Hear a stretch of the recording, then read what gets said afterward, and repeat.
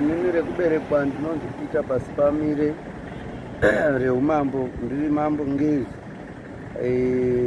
vana mupamombe, tiri matonga zvakare.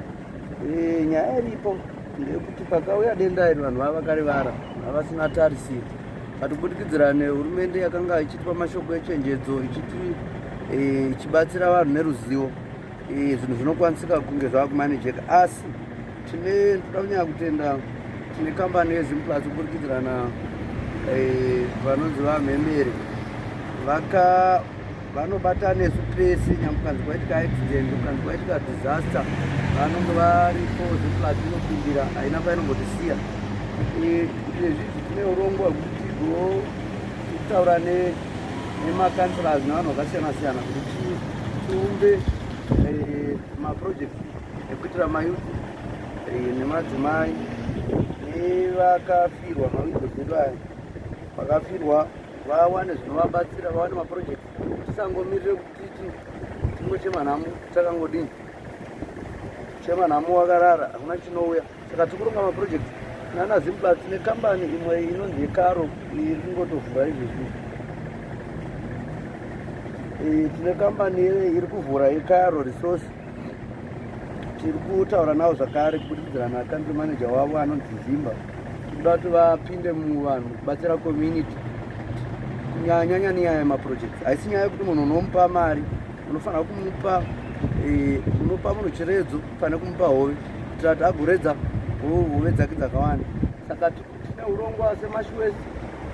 Mashwezi inosvika ukaribva kune mayuthi andakambotaura navo vari kuita zvekubata fish, asi vari kubata vasina matsamba. Saka tichataura nehurumende woita magutsi, woita muzvibata vopiwa mapemiti kuti vazviite zviri pamutemo, vachiteedzera mutemo wenyika, kuitira kuti panguva yatinenge takagara kumba vanhu tichifamboita lockdown, tinowana zvinotibatsira. Mhuri haizotsvi nenzara, haizotamba.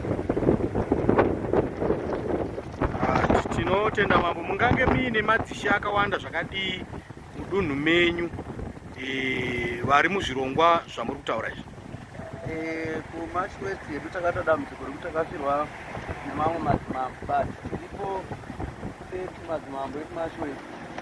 Saka izvezvi tine vamwe vedu vatakarasirwa navo, but kune varipo murumbwe tinana Mambo, vana Zambu ndo vana Mambo Nyamunga, vana Mambo Chundu ndo kwanogara ndiseneta, tina Mambo Dandawa, Mambo Mujinga, Kazangarari, imbe nekoko kwakapiwa vana vacho. Tikuda kuti vachangogadzwa mai manje vakapiwa mapepa ekuti vashande.